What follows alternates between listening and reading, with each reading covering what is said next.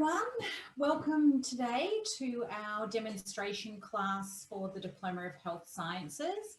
My name is Justine Morris, and today I am joined by my colleague Gisela Mazzarino.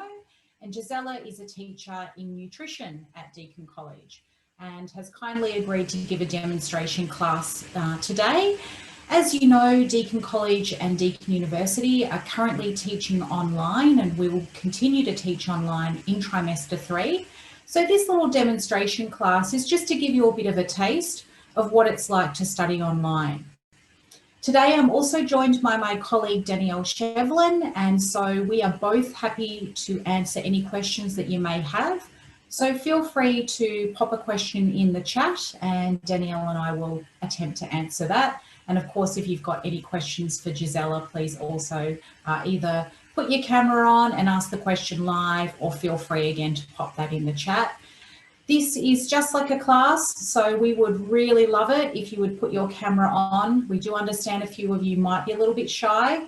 However, it'd be great if we could see some friendly faces today. So thank you again for joining us. I'll hand over to Gisela right now. Thank you. Thanks, Justine. Hi, everybody, and welcome. So as Justine said, my name is Gisela. I teach health sciences nutrition at Deakin College. Much like the image would suggest, I'm going to give you a little tasting platter of what you might expect if you were to do a health sciences class or a nutrition class at Deakin College. Also, as Justine suggested, it would be really great if I could see your lovely faces and if you turned your cameras on. Certainly I understand you might not all be in a position to do so, but it does make the environment a lot more interactive and helps to engage with the content as well. So if you feel comfortable, then I would encourage that because it does make for a really nice environment. Okay, so what I'm going to go through today, given that we're relatively limited for time, is just a really broad overview of some of the topics that you might, some of the topics that we cover in this unit, HSM 101, Foundations of Food, Nutrition and Health.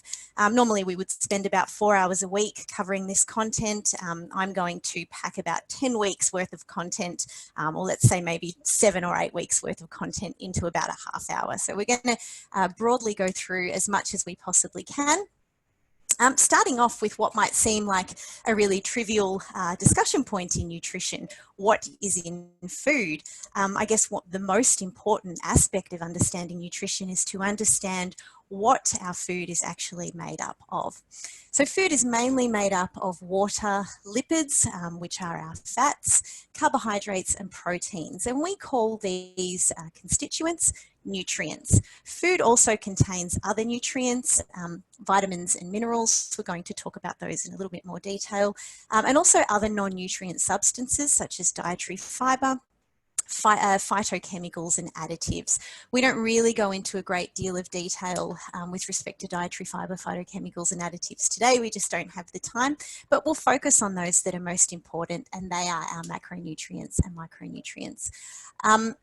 Before I get into this, actually, I will just reiterate that I really do encourage an interactive environment here. So if you feel that you have a question, please feel free to pop it in chat.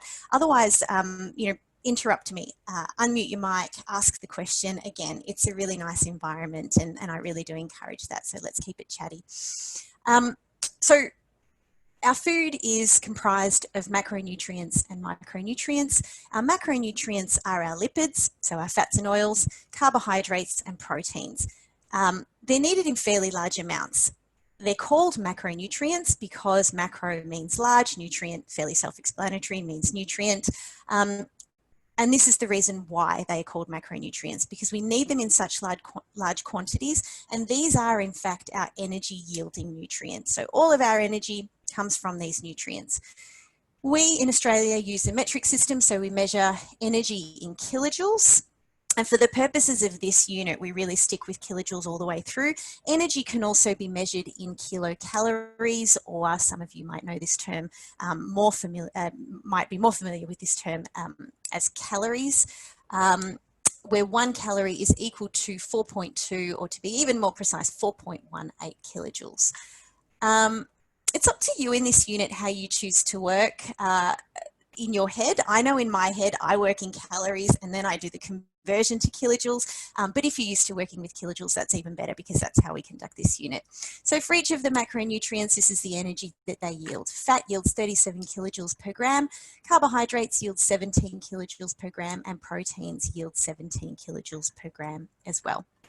And then we have our micronutrients. Micronutrients are our vitamins and minerals. Micro meaning small, nutrient, again, fairly self-explanatory.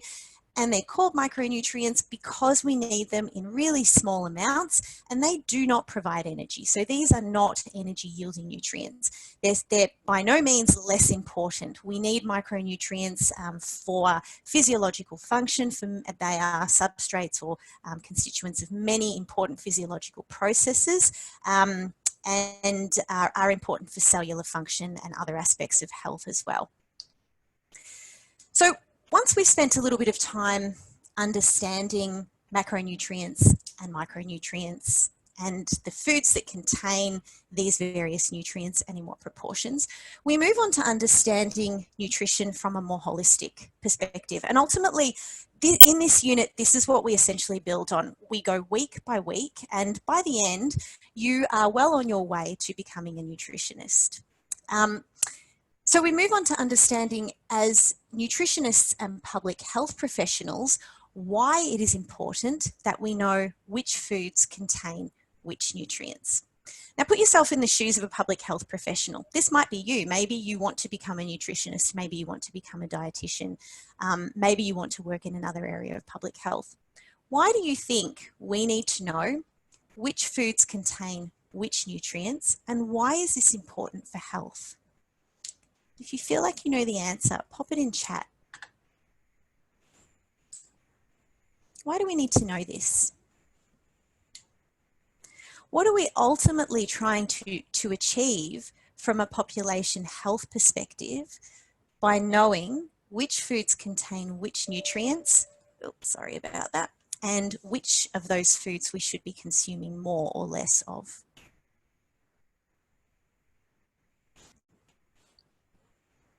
Give you a moment to think about it. Yeah, Nellie, welcome and thank you for answering. Yes, so we want to maintain a healthy diet. That's a great start. Why is it important to maintain a healthy diet? Yeah, Justine, I like it. So we know which foods we shouldn't eat. Generally, they're the ones that are really tasty. The ones I like, Gisela, are the ones I can't eat. Yeah, I'm with you there. Yeah, Abby, good job. So it does help with overall health and well-being. And what are we trying to achieve in the long term? Or what are we trying to prevent in the long term by consuming a healthy diet? Good, Jess, we're trying to prevent obesity and other chronic diseases as well. So Jess, you've kind of, yeah, Danielle, good job. Thanks, preventing disease. Ultimately, that is what we're trying to do.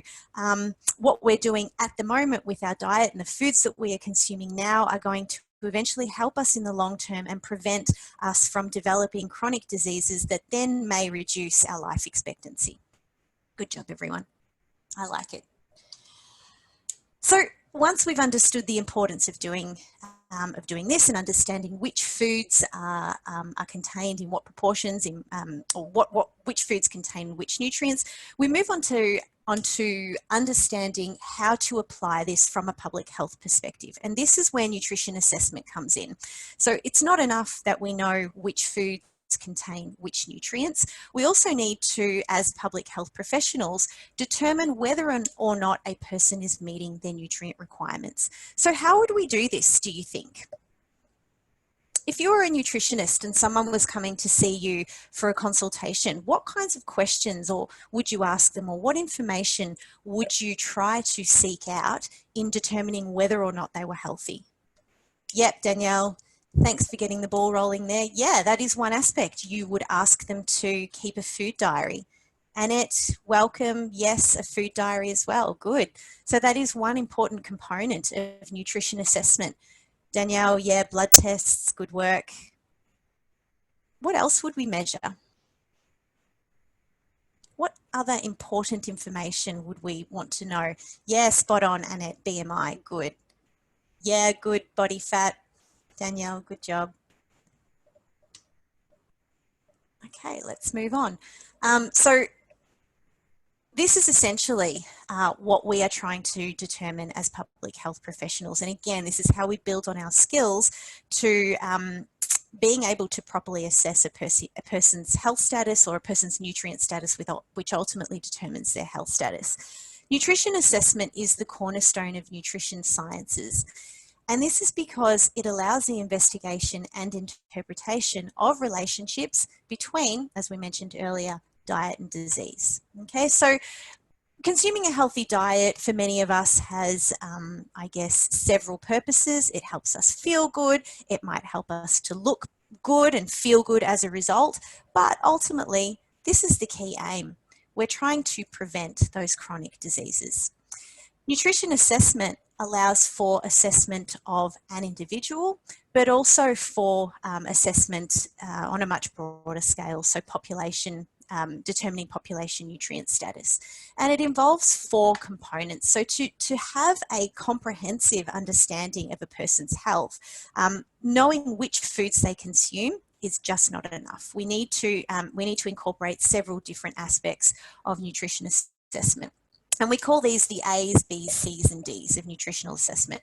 A stands for anthropometric, B for biochemical, C for clinical, and D for dietary. And all 4 components are required to really understand a person's health. So who can give an indication? Who knows what we might mean by anthropometric assessment?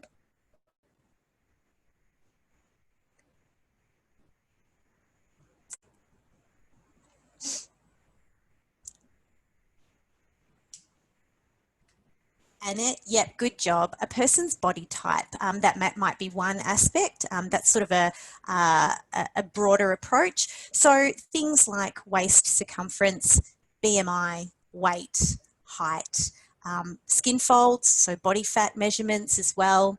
And there are lots of other, bone density, for example, body water as well. These are all anthropometric assessments, anything that can be measured essentially. Good. Biochemical, what do you think we mean by biochemical measurements?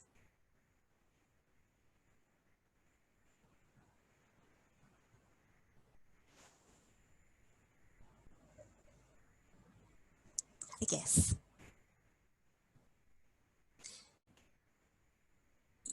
Okay, Abby, great start. Yes, so measuring a person's micronutrient status, well done. Danielle, yep, components in blood work as well, yep, Annette, good job. Specimen samples, essentially. So things like blood, urine samples as well, saliva samples, and being able to measure a person's nutrient status using those measures. What do you think we mean by clinical assessment?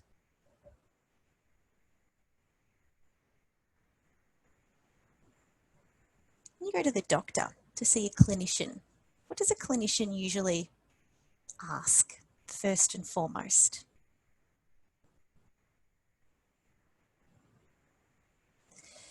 Good, Carrie. Existing illness. Yep, Danielle, how you're feeling.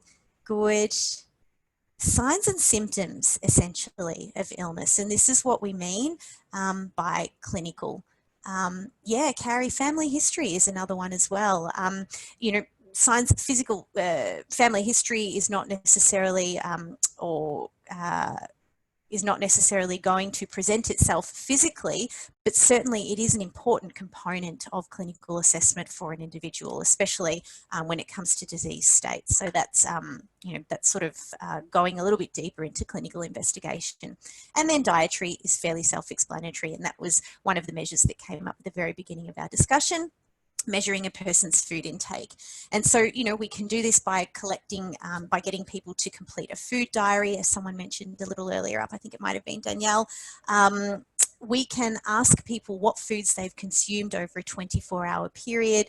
We can get them to complete questionnaires whereby questionnaires such as food frequency questionnaires, where we perhaps ask them how much, how many calcium rich, if it's, let's say, we're trying to determine a person's calcium intake, we might ask them to complete a questionnaire that asks how many calcium-rich foods they've consumed over a certain period of time.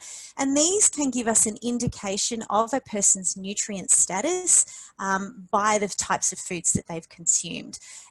Certainly measuring a person's dietary intake is by no means definitive of any kind of deficiency. We need biochemical measures for that. So we take a person's blood and then measure their nutrient status that way. But that's why all 4 components are required of nutritional assessment, because it really does give us that broad overview.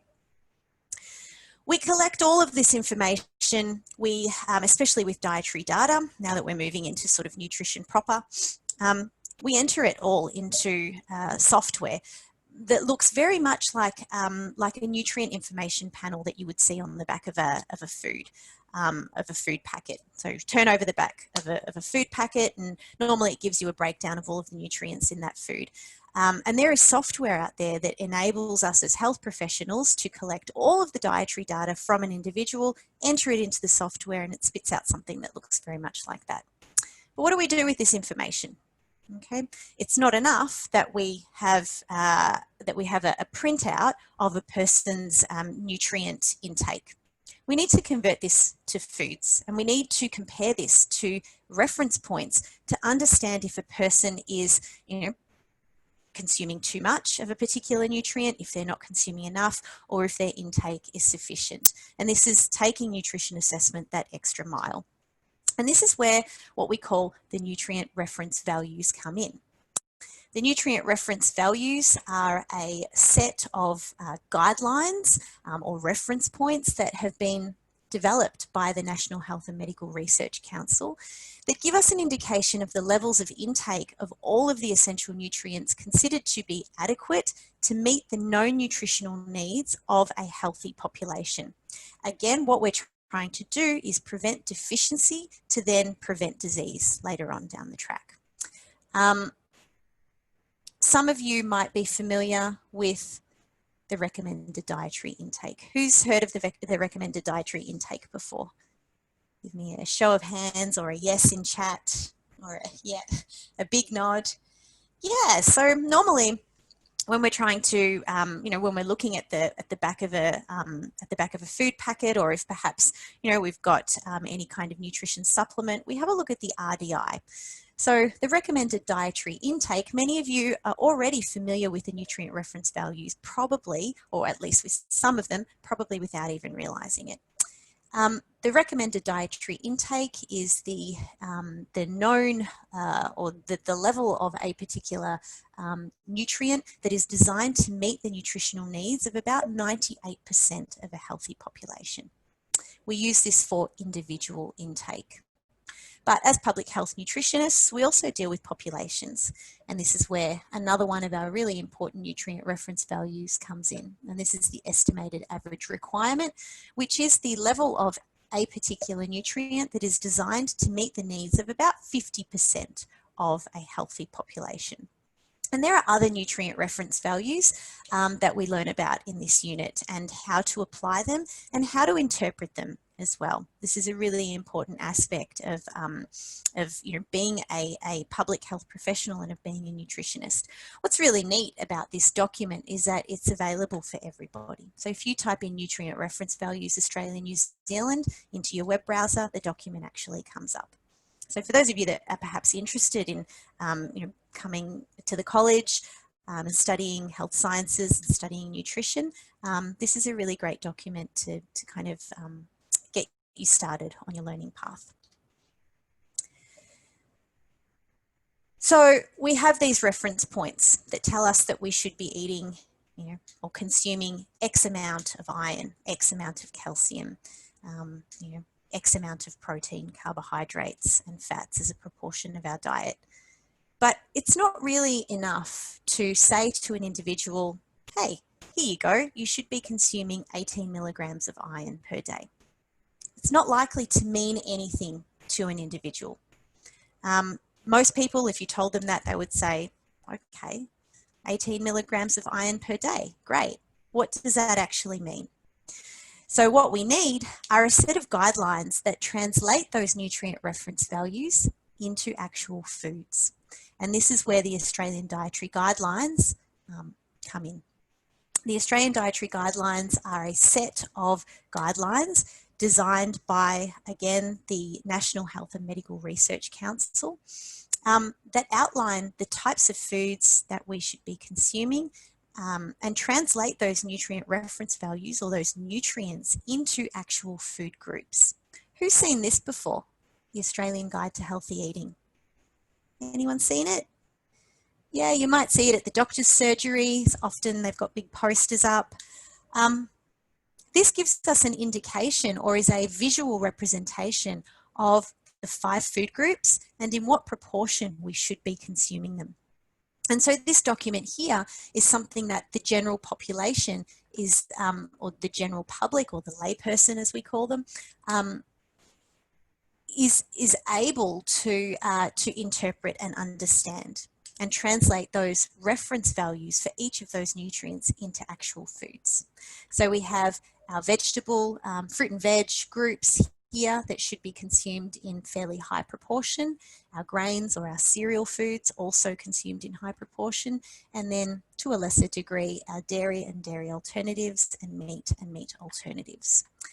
This area here, we call them sometimes foods or discretionary foods, the foods that we were talking about a little earlier on that generally pretty delicious, but that are recommended only in very small amounts because they're not an important component of health. They're separated from our fats and oils that are an important component of health, but that should only be consumed in small amounts as well. So this is a document that you should become quite familiar with as, as perhaps prospective health professionals. This larger document, or the Australian Guide to Healthy Eating, is part of a much larger document known as the Australian Dietary Guidelines. Again, we have open access to these documents. If you go to your web browser and you type in Australian Dietary Guidelines, you have access to this, and it's just a wealth of information. There's so much to be learned in here. It's really fantastic. We couldn't possibly pack it into a half hour, but we spend a good week in class discussing the dietary guidelines and their application. This picture of this person, you might be wondering, well, who is that Professor Mark Lawrence? I've popped his picture here. So Mark Lawrence is a public health researcher at Deakin University. Those of you that go, that come in to study health sciences and that choose to go on to study a Bachelor of Nutrition, may be lucky enough to have Mark Lawrence as your lecturer. Mark is an important person at the university because he was actually involved in the development of the Australian Dietary Guidelines. So I guess what makes us very lucky at the college and our affiliation with the university is that we have very, I guess, well-respected health professionals working, working in this area as part of the university. So it makes us very lucky to have this level of expertise working amongst us. So we have these fantastic guidelines that tell us what types of foods we should be consuming. We know what nutrients as a result we are consuming, that we're getting at least by consuming a diet that looks something like this, that we're getting all of the nutrients that we need. And yet, 67% of Australian adults are currently overweight or obese. This is an increase from 63% in 2014-2015. On top of that, 25% of children are currently overweight or obese. When it comes to the types of foods that we are consuming, Australians are only consuming half of the Australian Dietary Guideline vegetable recommendations. So we know vegetables are a really important part of health. If we go back to the previous slide, they should make up a much larger proportion of our diet, and yet we're only consuming about half of those recommendations. we are consuming 1.6 times the amount of the Australian Dietary Guideline recommendations for sodium or salt. So we're exceeding our recommendations for salt. We're going to talk about how this relates to health in a moment. I want you to think about all of these statistics as we go through them.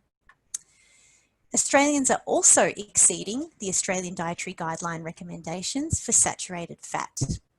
For some of you that perhaps have a keen interest in nutrition and have done a little bit of reading before coming to this class today, you might know that sodium and saturated fat and excess energy are not good for our health, because ultimately they lead to overweight and obesity, and we can see that these statistics are on, that these proportions or figures are on the rise.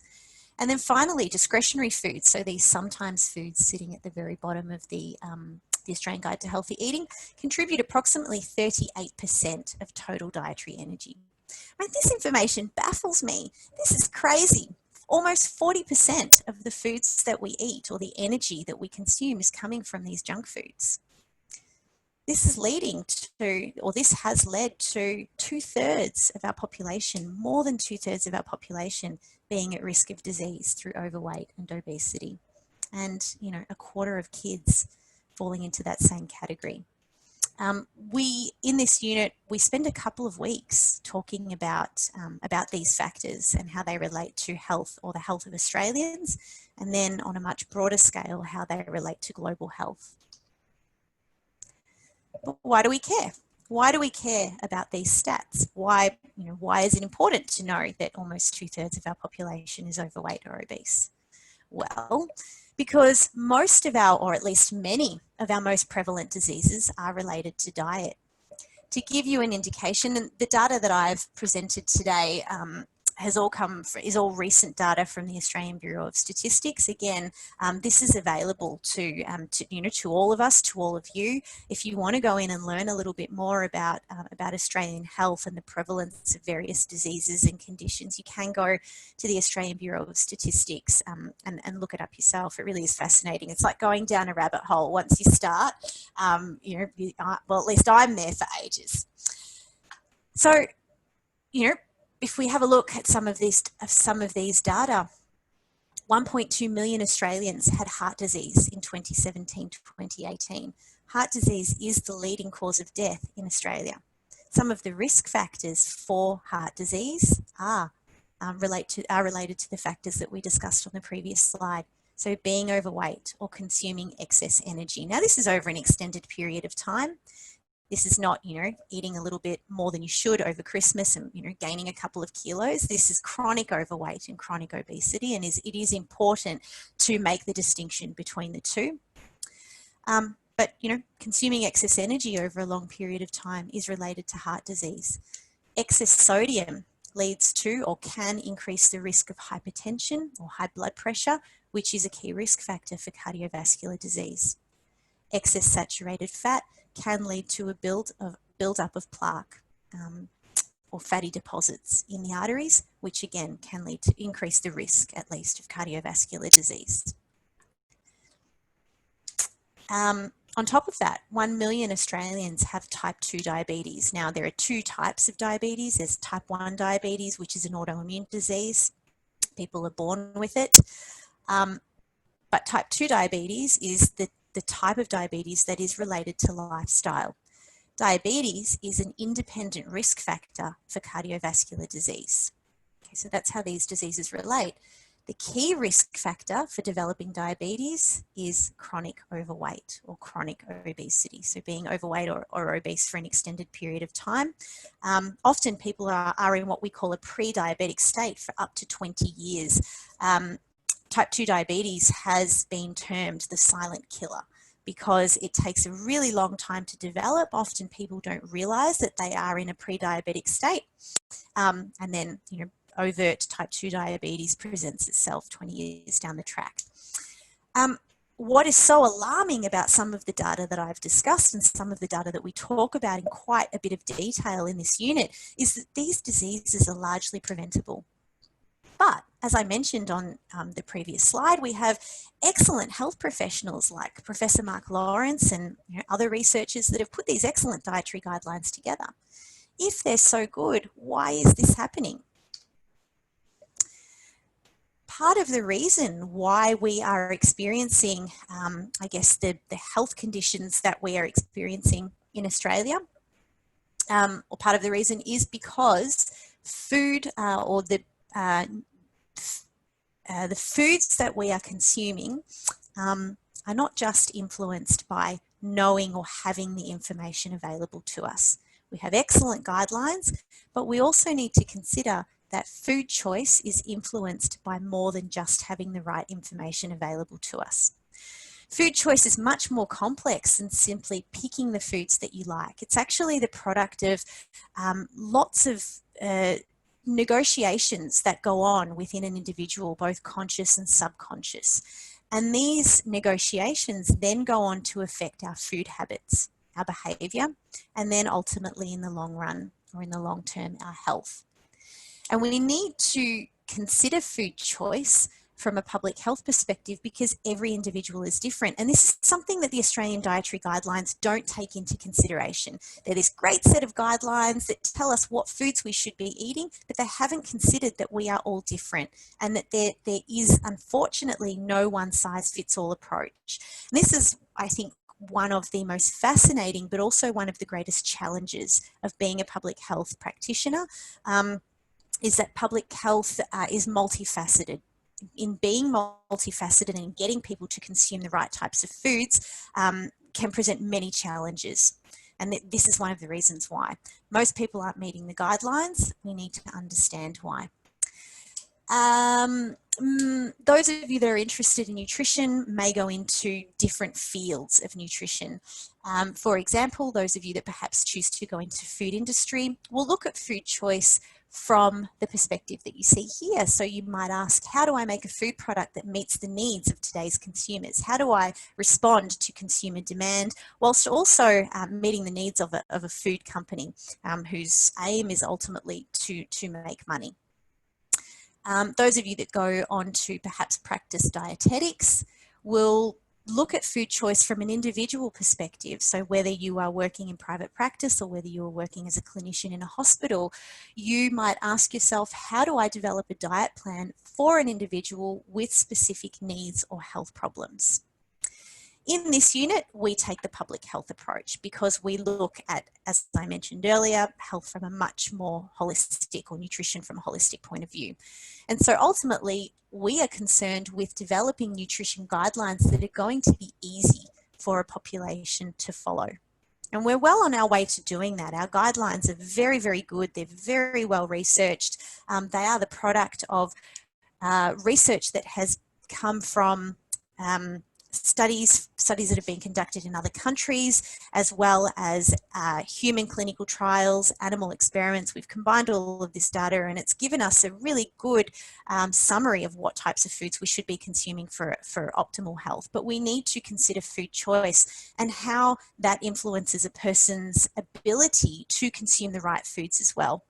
And so we spend a week's worth of content discussing some of the factors that influence food choice, considering that food choice will fall into one of these three key factors: individual factors, social factors, and environmental factors.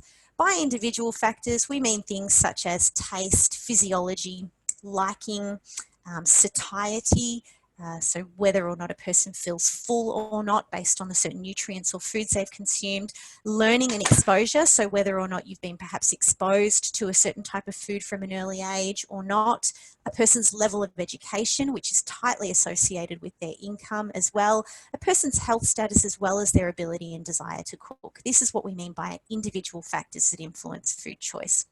By social factors, we mean things like social norms, for example, body image and how body image might affect a person's food choices, a person's culture and religion as well, social facilitation, so who is around us when we are consuming the foods that we do, and also modeling, so mimicking the behavior of those around us. And by environmental factors, we mean food context. So how is the food actually presented? Other factors such as interests in environmental sustainability or ethical considerations around fair work and animal welfare. Branding, marketing, advertising are also environmental factors that influence our food choices. So we focus on these in week 6, where we look at food choice and also their barriers and promoters, and how can we use food choice to get people, or understanding food choice and those influences, to get people to eat healthy diets. How are we going for time? Okay, so I think I might push on. I was going to complete a short activity, but I want to finish up with a bit of a quiz today. But I will say, and I've included the link here, that Canada's food guide is a very, I guess, progressive food guide, in that it has incorporated food habits for the Canadian population. What I might do is just, rather than get you to look through the food guide yourselves, is actually share my page here. If we have a look, you can see what Canada has done, in that they've really taken their food guidelines, or their dietary guidelines, a step further and helped people to make the right food choices by addressing some of the barriers that people might face. So let's say, for example, an individual doesn't know how to cook.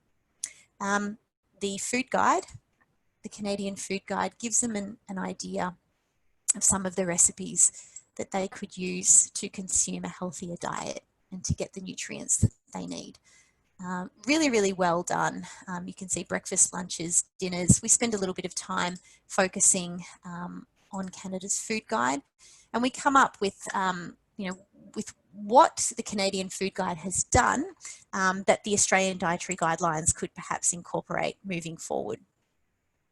So I'm just going to switch back to my PowerPoint slide here. Okay. Hopefully you can see that now. Yes, okay, good. So we might skip through this activity and just move on in the interest of getting through a quiz. Okay, so I will just switch back. So what we normally do in this unit is, at the beginning of each week, I revise the previous week's content through a Kahoots quiz. Who's familiar with the Kahoot quiz? Justine, yep, you are. Yep, I'm seeing some heads nodding. Yep, so what I might get you to do is get your phones out, and we're going to do a little bit of revision from today's class. Okay.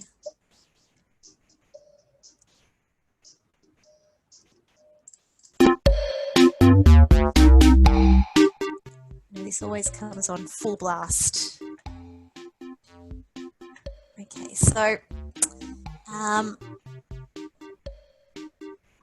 get your phones out, or you can do this through your web browser as well. Join www.kahoot.it, or if you have the Kahoot app already downloaded, and please enter your game pin. I'll give everyone a minute or so to join in. It's anonymous, by the way, so unless you actually put your name in, you can join in code, which is always a bit of fun. And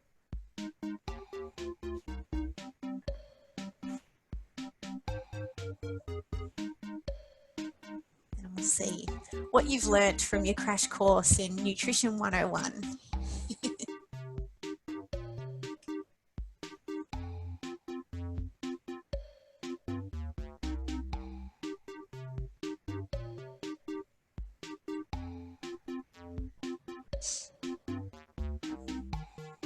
Another 30 seconds to log in. And then we play. So I find this is a really effective way of just testing your knowledge from the previous week's content, and also building on your skills and your knowledge for the end of trimester exam as well. It is really useful as a sort of checkpoint. All right, let's do it, everyone.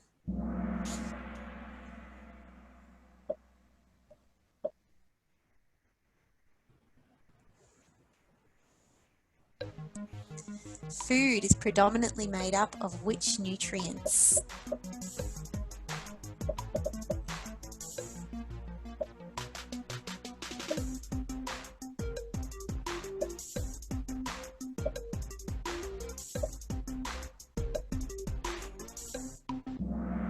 Okay, nice work. Those that answered red. It is in fact made up predominantly of carbohydrates, proteins, and fats.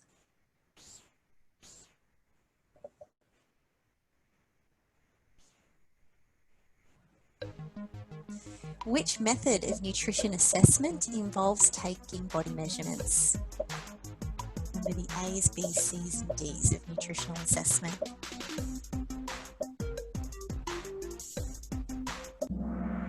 Nice work to those that answered green, anthropometric. Well done.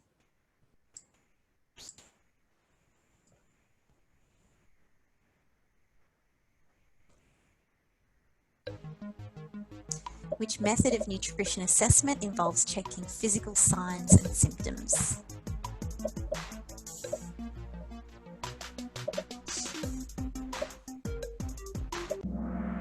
Great work to those that answered yellow, clinical.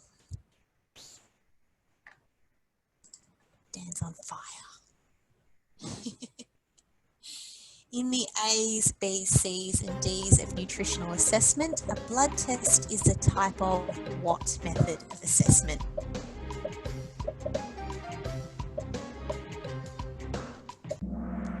Great work, everyone. It is a biochemical method of assessment.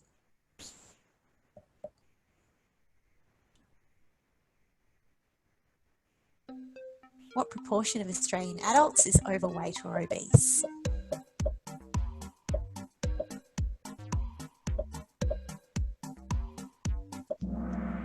Great work to those that answered yellow, 67%. Few more questions to go. Discretionary foods contribute approximately what percentage of total dietary energy? So discretionary foods being those junk foods or sometimes foods that we talked about.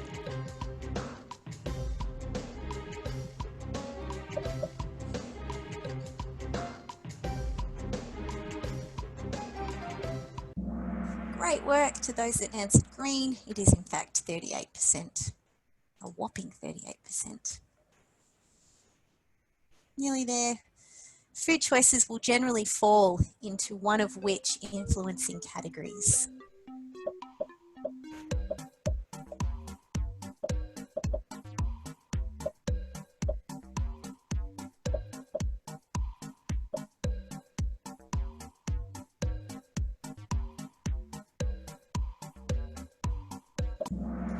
Great work.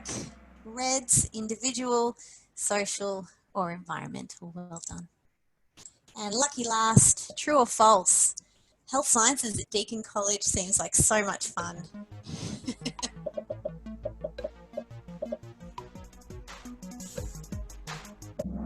Ah, I love it. Good to hear, everyone. I'm glad. And I agree. It is lots of fun.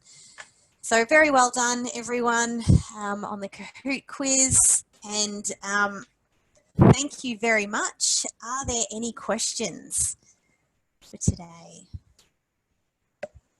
You're all naturals, and I look forward to seeing you in class. I'm not a natural, Gisela, but that was really interesting. I actually learnt a lot from today's little demonstration class, so thank you very much. I also did the Kahoot quiz the other day with the Marketing 101, and I didn't do very well on that one either. But is there any questions, anyone? I noticed there are a couple of names that I've seen on our demonstration classes yesterday, and also our foundation marketing one on Wednesday as well. Oh yes, Abby's got a question. Sorry, I'm just reading blind. Oh, for health sciences, I think it's 3 p.m. Dan or Eliza, do you remember health sciences opens at 3 p.m. on the 7th? I think I'm running that live enrollment session. 3 p.m. yes. And just for those who would like to, if you are starting in trimester 3, we are running live enrolment sessions. So obviously if we were face-to-face, you'd be able to come in and have someone assist you with a face-to-face enrolment. So we do understand it might be a bit more difficult when it is online. Some emails went out, I think it was today or yesterday, about the enrolment sessions, and they had some videos, they had a how to enroll guide that was sent as well. And feel free, obviously, if you would like to try yourself, you can go ahead and enroll individually. However, if you would like some assistance, please join one of those enrolment sessions. They'll be conducted by someone such as myself with the academic coordinator. The academic coordinator in health is Catherine.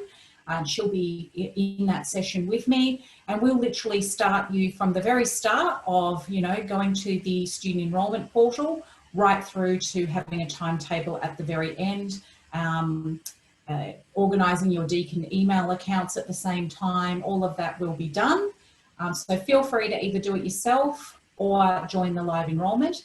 We do also have live chat available on our enrolment portal. So on those days, we'll have at least 2 to 4 staff available to help students if they've got any questions or have any issues when they're trying to enrol. Please post a question in the chat function of the enrolment portal. Abby's asked another question. Okay, it's about the lab units, Gisela. So I guess while we're online, what happens with those practical and lab units? That's a really good question, Justine, and good question, Abby. To my knowledge, so the units that I teach, the nutrition units, don't actually have any lab classes. To my knowledge, though, there are online substitutes. So the lab classes are at the moment being conducted online. Of course, when we go back onto campus, then they will be back on campus, of course. But yeah, there are substitutes at the moment.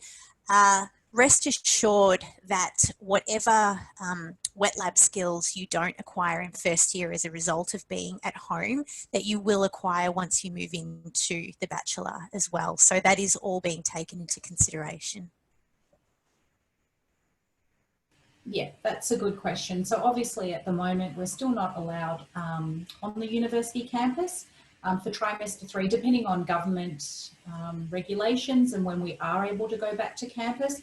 Obviously, the ones that will go back to campus first will be final year students or students who do need to complete labs or practicals as part of their degree. They'll be the ones that will be going back first.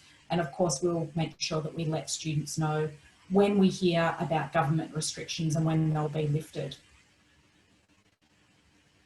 Any other questions? I think yesterday I just wanted to let everyone know about how the format at the college works. So you can enrol from 1 unit up to 4 units in a trimester. We teach 3 trimesters a year. So you can enrol in as little as 1 or a maximum of 4 units. Each unit is 4 hours of what we call face-to-face or Zoom to Zoom at the moment, but class time. And then you've got obviously your homework time outside of that.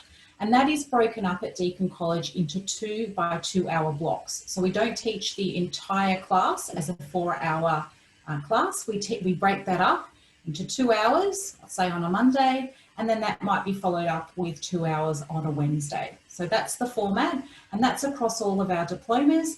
There are some exceptions in our foundation courses, but everything else is taught like that.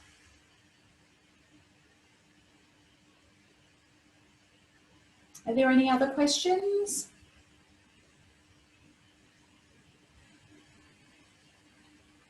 If there's no other questions, then actually I might get Danielle, could you pop your email in, Dan? And if anyone would like a recording of today's session, then we're more than happy to email it to you. So I'll just leave Danielle to put her email or my email address, whatever you prefer. There you go. So if you'd like a recording, please feel free to email Danielle and she'll provide a recording.